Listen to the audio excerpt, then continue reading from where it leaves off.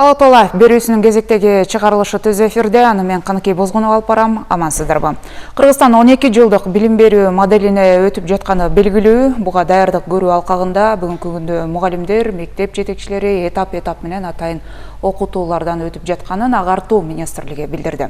12 жылдыкка өтүүдө даярдык кандай, мугалимдерге эмнелер окутулууда, алар эмнени билиши керек? Ошол жана башка суроолорго көрсөтүүбүздүн алкагында кенен жооп алабыз. Студиябыздын меймандары Кыргыз билим берүү академиясынын вице-президенти Мелис Музуманов жана республикалык педагогикалык кызматкерлердин квалификациясын жогорулатуу жана кайра даярдоо институтунун директорунун орун басары Жаркын Укеева бар.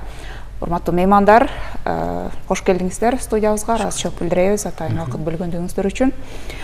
Бул эми 12 жылдык окутуу моделине өтүү мындай негизги этабына келип калды десек болот го дейм. Бир топ талаш тартыштар менен, коомчулуктар кандай пикирлер менен акыры ушул моделге өтүү алдында турабыз. Мугалимдердин даярдыгы бул өзгөчө мааниге ээ. 12 жылдыкка өтүүдө биринчи сөздү Жаркын айым сизден баштайт окшойбуз. Жогоруда биз белгилеген окутуулар кандай негизде өтүп атат, кимдер окутулуп атат, канча убакыттан бери канча баягы педагогдорду окутуудан өткөздүңүздөр? Рахмат. Негизи окутуу 2024-2025 окуу жылынан баштап эле даярдыктар башталган. Былтыркы окуу жылында биз STEM предметтер боюнча жалпы 16 000 мугалимди окуттук.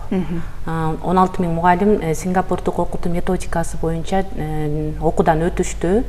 4 күн офлайн, 4 күн онлайн форматта окутуп, кайтарым байланыш кылып, абдан жакшы эффект беришти алар.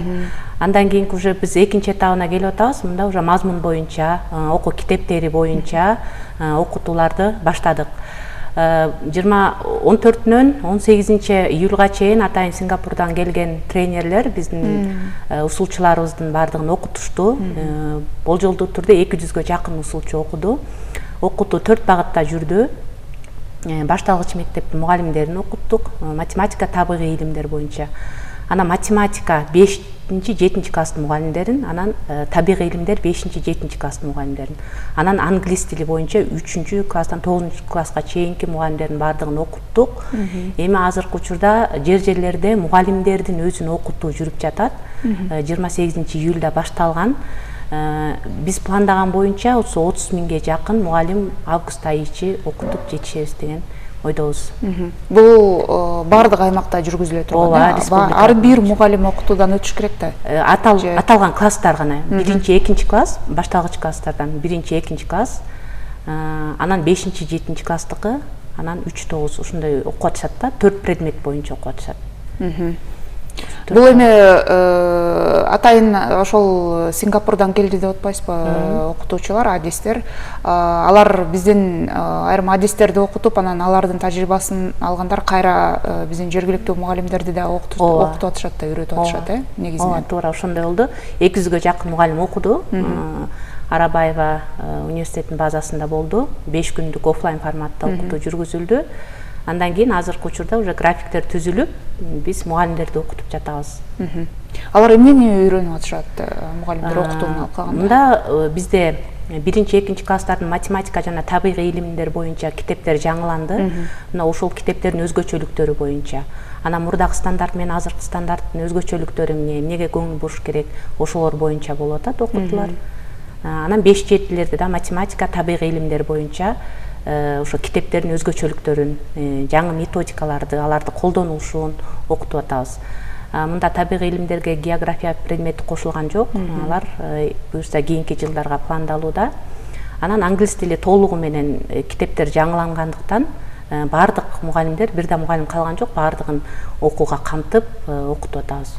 4 күн жүрүп атат окутуу пландалууда, 4 күн окушат.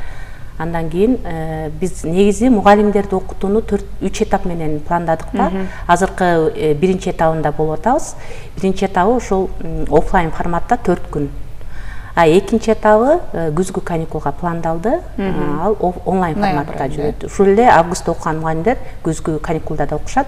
Анан үчүнчү этабы кышкы каникулда пландалып атат. Анан ошол менен ошол окуудан өткөн мугалимдер 72 сааттык сертификат ала алышат. Бул Бишкекте өтүп аткан окуу жерлерге барууга да мүмкүнчүлүк болот. Бардык азыр бардык республика боюнча мугалимдердин бардыгы окуудан өтүп атышат. Жакшы. Мелис мырза, эми 12 жылдыкка өтүүдө көп нерсе өзгөрүп атат билим берүү системасында, анын ичинде окутуу программалары, ошол эле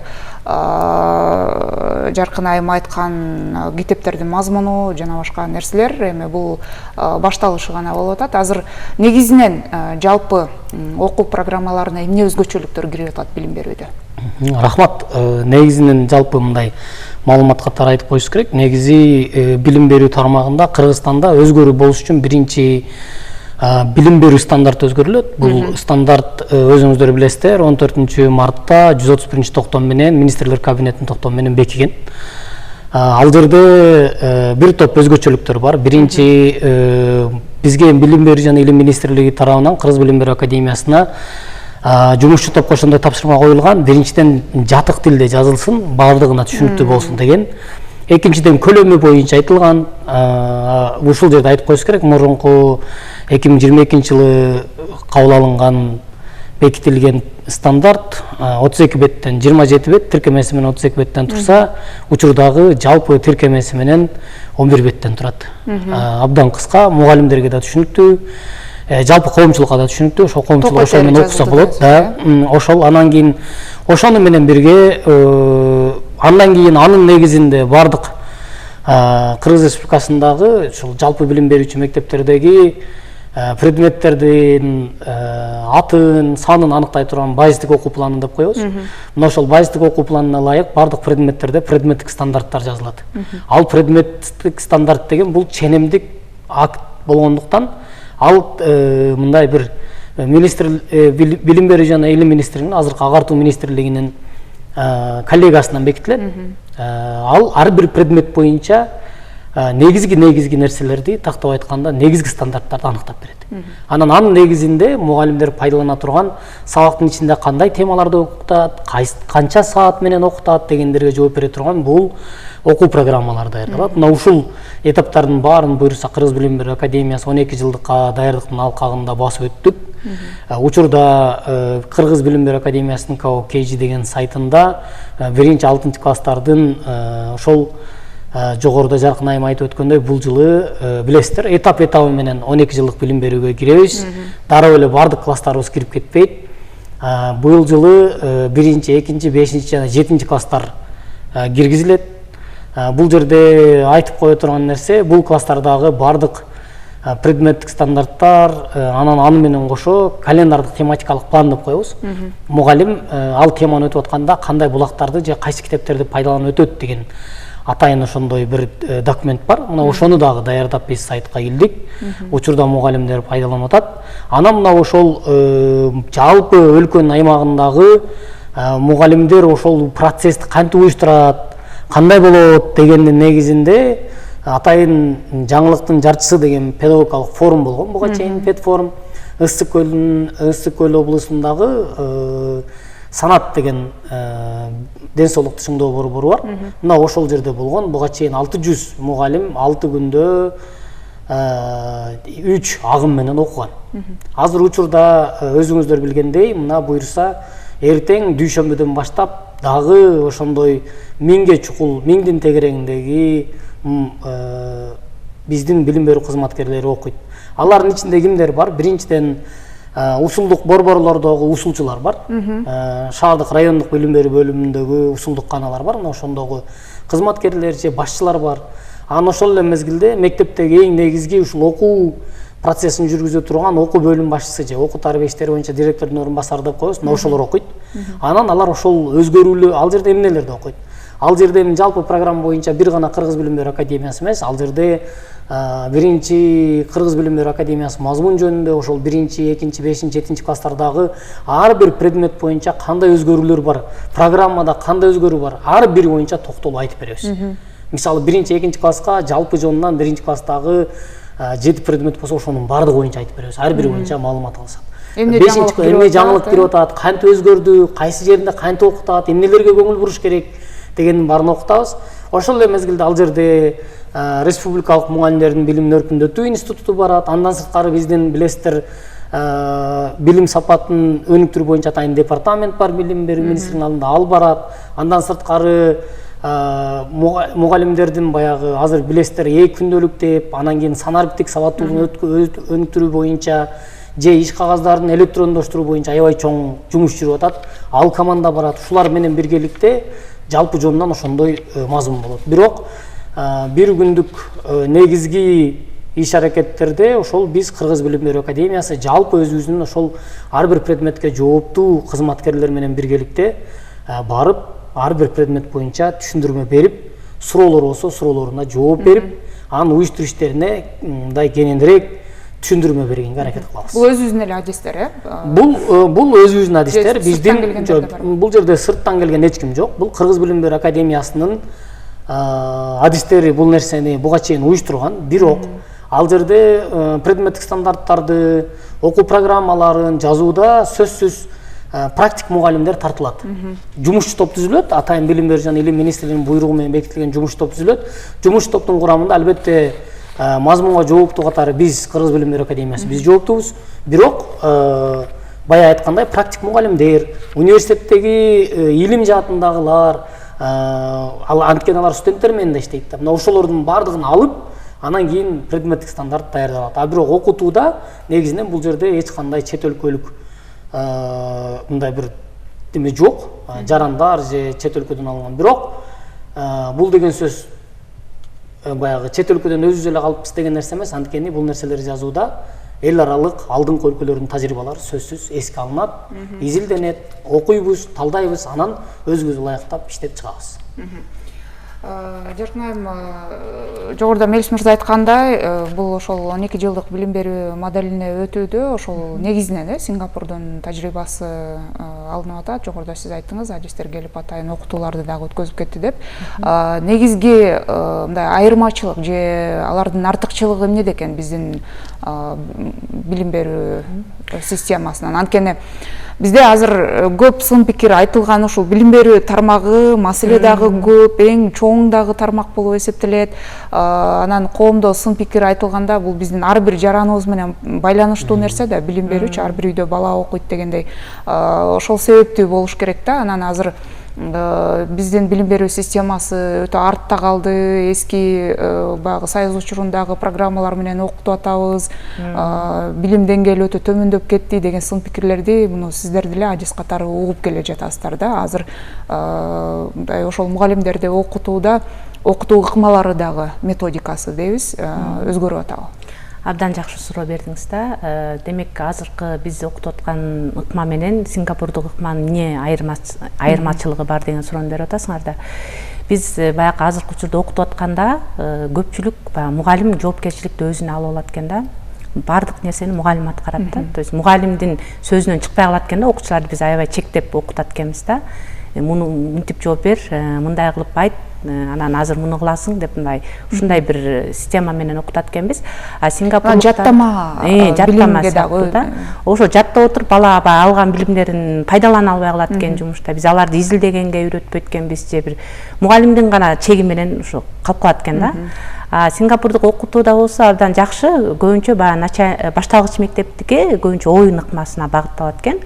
Абдан кызыктуу бир көрсөтмө куралдарды алып келип алып, балдардын баягы деңгээлине жараша, мисалы жакшы окуса дагы өтө кабыл ала албаган окуучулар бар.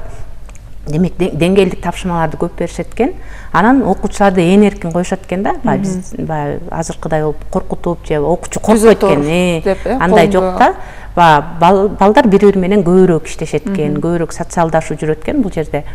Демек ошол өзгөчөлүктөрдү байкадык. Анан көбүнчө булар ар бир баягы этап сайын сабактын балдардын эмоционалдык абалын сурап турушат экен да. Мисалы бул жерде бир мисалы видеону көрсөтсө деле бул жерде кандай өзүңдү кандай сездиң же эмнеси жакты сага деп кандай сезимдерди алдың деген ушундай бир балдардын эмоционалдык абалын текшерип турушат экен. Бул дагы бир өзгөчөлүк болду биз үчүн. Анан көбүнчөсү ошол оюн ыкмасына, изилдөө ыкмасына таянган окутуу болот экен да. Демек бул жерде балдар алган билимдерин ошо жашоодо түзмө түз байланыштырып, анан бала алган билимдерин андан ары өз алдынча изденип окуп үйрөнүп алат экен да. Демек бул жерде сабактын максаты азыркы учурда биз сабакты темасын айтып, ана максатын айтып, ушундай этап менен кетсе, а Сингапурдук окууда сабактын темасы сабак жыйынтыкталып атканда деле ачса болот экен да. То есть бала бүгүнкү сабакта эмне деген теманы өттү, ошону сабактын аягында дагы өзү аныктай алат экен да. Демек бул жерде абдан ээн эркин балдар үчүн баягы ыңгайлуу ыкмалардын бири экен. Демек бала түзмө түз өзүн ача алат деген ойду айткым келип атат. Бул эми өнүккөн өлкөлөрдө мындай кеңири эле жайылган тажрыйба болуш керек, биз билгенден бир эле Сингапур эмес. Бирок ошо Сингапур баягы өзүнүн ыкмасын далилдеди да. PISA боюнча дагы эл аралык баягы тестилөөдөн өткөндө биринчи орунду алып келатышат окуучулары.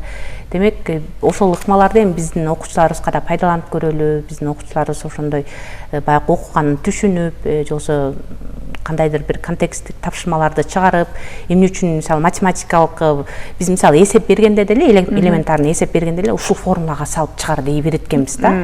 Ал формуланы каяктан келди, эмнеге аны пайдаланыш керек, такыр ар жагын түшүндүрбөйт экенбиз да. Аябай чектеп коет экенбиз. А бул Сингапурдук окууда ошол формулага окуучу өзү келет да, акырында отуруп, ушул формула менен биз чыгарсак болот экен депчи. То есть ошол формуланы окуучу өзү изилдеп чыгып отуруп, аны түшүнүп анан келет экен да. Биз баягы тескерисинче окутуп атыптырбыз да, мындайча айтканда, абдан жөнөкөй, мындай жакшы ыкмалар менен окутсак болот экен. Биз өзүбүз аябай татаалданып туруптурбуз да. Мугалимдердин түшүгү көп чын эле, көбүрөөк баягы түшүк ошолорго жүктөлүп калганда. Мелис мырза кошумчалайын деп атасызбы? Бул жерде айтып коюш керек, 12 жылдык билим берүү өтүүдө негизинен баягы Сингапурдун модели баягы башкырылдоо деген бул туура эмес түшүнүк болуп калат. Анткени ал жерде негизинен окуу китептери Сингапурдун Маршал Кайенш деген басма үйүнөн алынды. Мына ошонун айланасындагы нерселер айтылып атат. Ал эми биз ошол мазмунду иштеп чыккан мекеме катары биз албетте Сингапурдун усулун же алардын сунуштаганын эске алабыз, бирок негизинен бул жерде кайсы бир өлкөнүн толугу менен көчүрүп алуу деген нерсе жок. Басымдуулук кылды деп дагы айта албайбыз. Анткени өзүбүздүн буга чейинки билим бергени менен 30 жылдык өзүбүздүн да тарыхыбыз бар, өзүбүздүн дагы билим берүү системабыз бар. Мына ошолордун жалпы алганда ошондой бир орток бир немесин алганга аракет кылдык, жазганга аракет кылдык. Өзүбүздүн менталитет, баягы идеология деген нерселерибиз бар да, сөз эске алынды да ошол стандарттарды бекитүүдө. Албетте ал жерде биздин буга чейин деле айтып келатабыз. Мына биз ал жерде кыргыз жараны деген концепция бар. Баарыңыздарга белгилүү болгондой, мындай жарандык иденттүүлүк жөнүндөгү бир топ мындай акыркы жылдары абдан актуалдуу болуп аткан бир концепциялардын бири. Андан сырткары улуттук нарк жөнүндө, бала тарбиясы жөнүндө, анан эң негизгиси ушундай жарлыктар бар. Анан эң негизгиси улуттук дем дүйнөлүк бийиктик деген биздин оңгу жол деп коебуз, доктрина. Мына ошол дагы ал жердеги пункттар дагы бардыгы эске алынган. Биз буга чейин айтып жүрбөйбүзбү, жанагы Япония сыяктуу өлкөлөрдө өзгөчө ошол башталгыч класстарда негизинен баягы предметтер эмес, ошол баалуулуктар, улуттук бир када салт, жүрүм турум маданияты, мисалы ошондой сыяктуу нерселер эске алынган депчи. Бизде дагы ошол нерсе каралдыбы? Албетте, ал бая айттык, мына ошол жалпы мектептик билим берүү стандартында бизде билесиздер, биринчи биз 2014 жылдан бери компетенттүүлүккө багытталган билим берүүнүн алкагында иштеп келатабыз. Бала ошол окуу аркылуу кайсы бир иш билгиликке же компетенттүүлүккө ээ болуш керек депчи. Акыркы жылдар функционалдык сабаттуулук деп атабыз. Ошого ээ болуш керек деп келатабыз да. Анан ошол стандартта андан да мурда балага биринчи баалуулуктар туруш керек деп 7 баалуулукту бергенбиз, ошол жерде турат. Ал жерде жоопкерчилик, ак ниеттүүлүк, ушул сыяктуу нерсе келип, анан 7-нчиси бул бала эртең дүйнөдөгү бардык өлкөлөрдүн астында атаандаш болуш керек, алардан да кабардар болуш керек деп билесиздер, Бириккен Улуттар уюму тарабынан кабыл алынган туруктуу өнүгүү принциптери бар. Ошол 7-нчиге туруктуу өнүгүү принциптерин кармануу деп кошулган да. Бала улуттук, биздин улуттук идеологиялар манастан тартып макал лакапка чейинки биздин элибиздеги таалим тарбия билим багытындагы бардык изги алдыңкы нерселерди өзүнө сиңирүү менен бирок дүйнөнү унутуп калбаш керек деген максатта ошол туруктуу өнүгүү принциптери дагы ошол жерге коюлган. Дагы бир маселе да, Мелис мырза, биз азыр мугалимдерди даярдап, жаңы программага, жаңы стандарттарга ылайыктап, ошол жаңы окутуу ыкмаларын үйрөтүп атпайбызбы? Бирок эми келечектин мугалимдерин даярдоо деген маселе турат да. Жогорку окуу жайларында кандай басым жасалып атат ушул адистерди даярдоого? Эми баягы биз биринчиден биздин демеге туура келбей калат компетенцияга, анткени билесиздер, агартуу министрлиги өзүнчө, ошол эле мезгилде илим жогорку окуу жайлар өзүнчө министрлик билесиздер. Анан бирок буга чейин ошол Ишенал Арабаев атындагы университеттин ичинде биринчи биздин стандарт жазылып бүтүп тиги өкмөткө сунушталганда, министрлер кабинетине сунушталганда, өлкөнүн аймагында бардык жогорку окуу жайлардын ошол проректорлору, ректорлору, айрым окутуучулары келген, чакырылган чоң форум болгон. Ошол жерде. Анан ал жерде эмне өзгөчөлүктөр бар? Биздин келечектеги адистер кандай болот? Мисалы 12 жылдын алкагында айрым бир предметтер интеграцияланат, айрым бир предметтердеги аларга болгон мурун караганда талап өзгөрөт дегендей. Ошол сыяктуу нерселердин баардыгы буга чейин айтылган. Мына буюрса мен ойлойм, бунун баардыгын эске алып атса керек, анткени базистик окуу планы бекитилди. Базистик окуу планындагы предметтерге карап, алар да адистиктерин ошого ылайыкташтырыш керек болот. Заманбап мугалимдерди даярдоо. Жогорку окуу жай боюнча мен да айта кетейин, өзүм бүгүнкү күндө алар менен деле кызматташуу жүрүп атат. Биздин республикалык институт боюнчачы. Себеби алар дагы биз замандан артта калбайлы, бизге да сингапурдук методиканы үйрөтүңүздөр, биз дагы болочок мугалимдерди даярдашыбыз керек, ошону окуталы, билбей калбайлы деген каттарды жөнөтүп, ушундай сунуштарды киргизип атышат. Анан буюрса биз алардын дагы ошо университеттин мугалимдерин, жогорку окуу жайдын мугалимдерин окутуп беребиз деп пландап атабыз да. Буюрса бул август айында окутууларды бүтсөк, мугалимдерди анан сентябрдан баштап аларды дагы өзүнчө график түзүп, биз өзүбүздүн мугалимдерибизди жөнөтүп, анан чакырган жогорку окуу жайларга алып барып, ошо сураган методикаларын окутуп беребиз деген пландар бар. Эми сиздер колуңуздардан келишинче, мүмкүнчүлүк жетишинче азыркы педагогикалык кызматкерлерди, тарбиячыларды бардыгын ушул жаңы баягы окутуу моделине өтүүгө даярдап атасыздар. Бирок ошол эле учурда биздин педагогдордун, ошо мугалимдер жамаатынан дагы өздөрүнүн да аракети керек да. Сиздер дайыма эле окутуп, дайыма эле үйрөтүп, мындай сабак бер, андай сабак бер деп дайыма үйрөтүп турбайсыздар да, өздөрүнүн чыгармачылык бир дарамети билим берүүдө сөзсүз түрдө болуш керек да. Эмнени сунуштайт элеңиздер? Азыр мугалим болом дегендер, жаңы мына окуу жылында балким биринчи ошол кадам таштап эмгек жолун баштап аткан педагогдор бар чыгар. Анан ошол сиздердин окутуудан өтүп аткандагы мугалимдерге. Мурда баягы окутуу 5 жылда бир жүрсө, мугалимдердин квалификациясын жогорулатуу. Азыркы учурда ошо жылда мугалим 100 сааттан кем эмес өзүнүз жогорулатуу курсунан өтүш керек деген нерсени киргизип атабыз.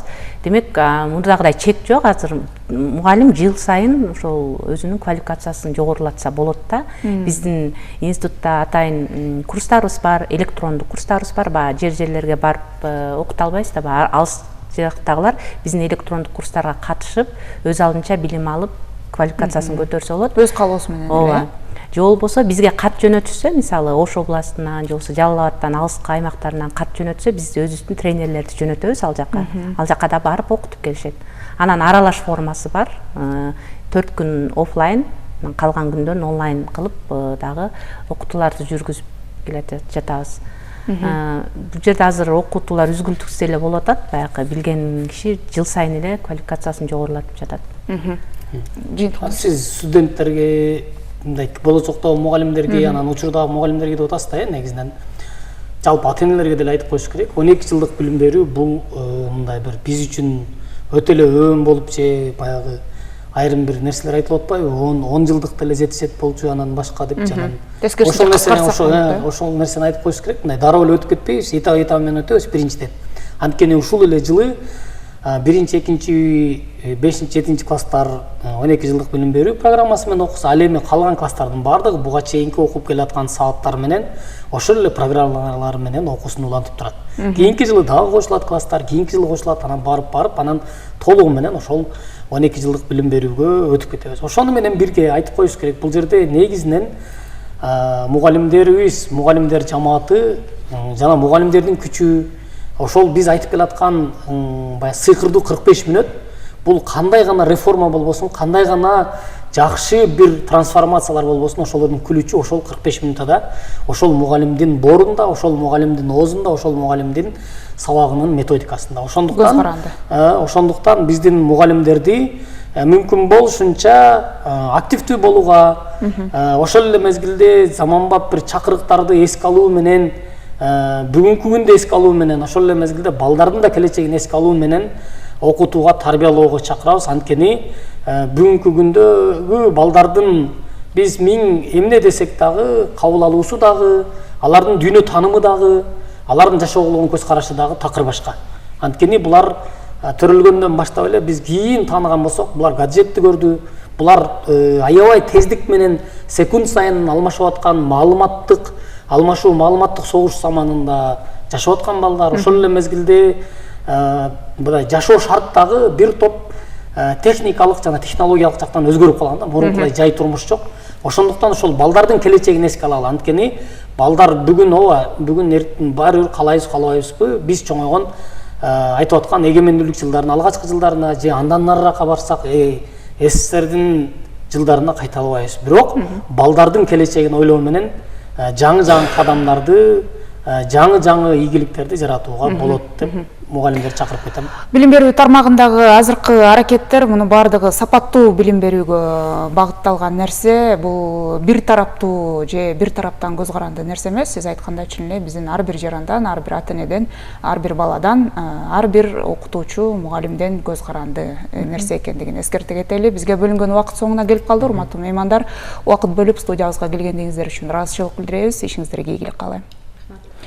Алатау Лайф көрсөтүүсүнүн бул чыгарылышында 12 жылдык билим берүү моделине өтүүдө педагогикалык кызматкерлердин даярдыгы жөнүндө сүйлөштүк. Суроолорго Кыргыз билим берүү академиясынын вице-президенти Мелис Бузуманов жана республикалык педагогикалык кызматкерлердин квалификациясын жогорулатуу жана кайра даярдоо институтунун директорунун орун басары Жаркын Укеева жооп берди. Кайрадан амандыкта көрүшөлү.